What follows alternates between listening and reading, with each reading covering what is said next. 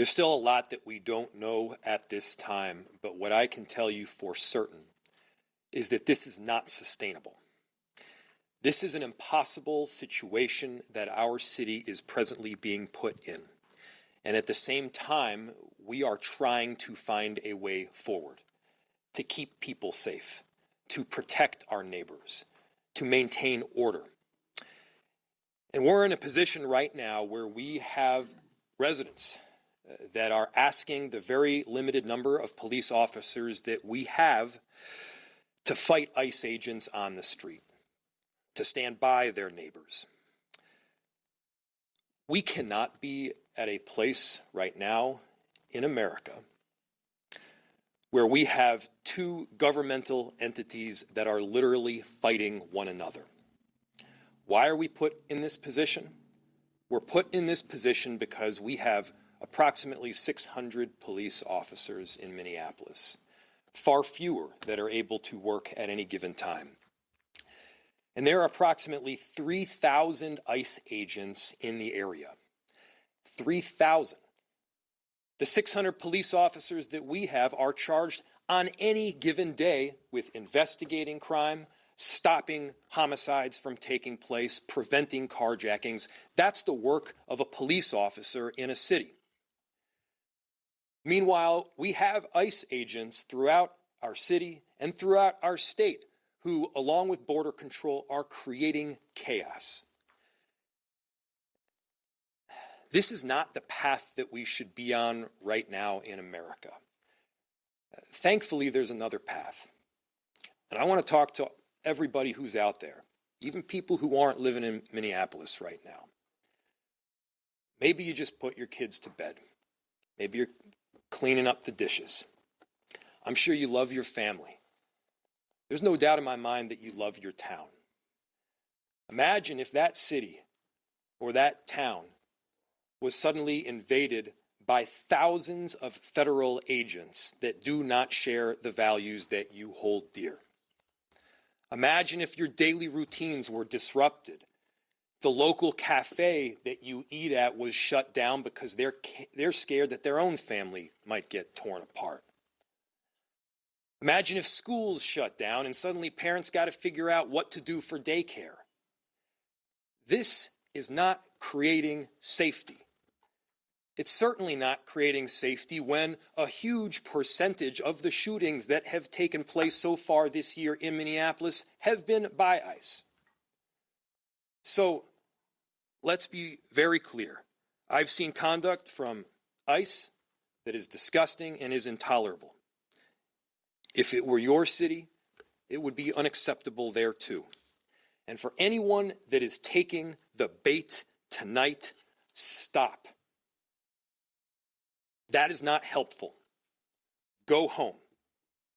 We cannot counter Donald Trump's chaos with our own brand of chaos. And I have seen thousands of people throughout our city peacefully protesting. For those that have peacefully protested, I applaud you. For those that are taking the bait, you are not helping, and you are not helping the undocumented immigrants in our city. You are not helping the people that call this place home. Joining me now to talk about this is Jill Snyder, retired New York City police officer. Thanks so much for being with us. And first, I want to start with the details, which I think not everybody has heard, but this is what the Department of Homeland Security is saying. They say the officer who opened fire was actually attacked by two other people while they were trying to make an arrest. So the statement claimed that people essentially came out of their homes with a snow shovel and a broom, that there was a scuffle, and in the process of the struggle on the ground, this is when this shooting happened. First, just what's your reaction to what you're hearing and how it's being described? Well, good morning, Audie. And I'm hearing the same thing as you. I'm hearing that, well, a targeted stop was trying to happen. Other people got involved, people that were not initially at all involved in the stop. And that's a real serious problem with law enforcement. When you are trying to do your job, we do have other people, and I get it. Tensions are running very high. There's a lot of emotion involved right now, especially in Minneapolis. But when law enforcement is trying to do their job, bystanders should not get involved because that could make the situation more volatile. I was wondering how you feel watching these protests. Here we are 5 years after the protests over the death of George Floyd, and now local police, in a way, are in the middle, right? They have this massive surge of protesters and a massive surge of federal officers into the city who are very clearly operating on the defensive. What do you do in this situation? This is a challenging situation for local law enforcement because obviously they have their own job to do. They are there to protect the city, they are there to protect their constituents, they're there to protect the community. You have federal agents in there doing a separate job. They have their own mission, they have their own objective. They are working very siloed right now. They're not working in collaboration.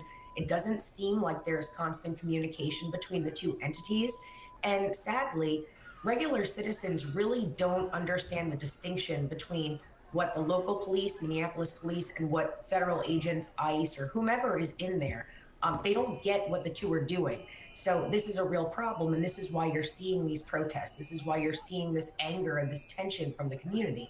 So what I am urging the federal government to do is, I mean, if they're going to be operating in these local cities, they have to be working at least in some kind of partnership with the local police, because local police are going to be the ones to deal with the community every day. In the meantime, here is what the local police chief was saying of last night's protest. It has absolutely become an unlawful assembly. There are individuals throwing fireworks at police officers, individuals throwing ice, rocks, other projectiles at police officers. It is well past the line, and people need to leave. We're hearing this message over and over again to the protesters themselves. I want to get your point of view of the crowd control or lack thereof, because we are actually all familiar with images of protests against law enforcement. And I remember, the lineups or the barricades, or just there seemed to be more structure than what we're looking at now. Well, we used to have different deployment strategies when dealing with protesters, but after the George Floyd protests, a lot of agencies they didn't establish that barrier line anymore like we used to have, because there was actually lawsuits that impended from that. So I feel like Minneapolis is trying to deal with the situation in the most pleasant way possible, and that's like me trying to give it a good word. They're trying to not establish that barrier to where it seems we're going to cause you fear, we're going to cause you the feeling of uncertainty or unsafety. They're trying to do it in a way that they seem like they're trying to work with the community, but at the same time, they're not establishing that defensive force, that law enforcement force. And ICE and the federal officers, what should their position be? I mean, I don't know if they're just not cut out for crowd control, but what's their role in this? Well, typically that is not their job at all. It's local law enforcement would deal with protests, would deal with any kind of assemblies of the public. Federal agents, that's not at all part of their job description. They are there for a certain mission. They are there for but they have their target or their objective. But again, and this is why we've been talking about it me and you have been on several times in the last couple of months talking about the difference and distinction. Local law enforcement has de-escalation training. They have unlawful assembly training. They deal with protests regularly or large crowds, whereas federal agents, that's just not part of their job. Okay, Jill Snyder, thank you so much for speaking with us.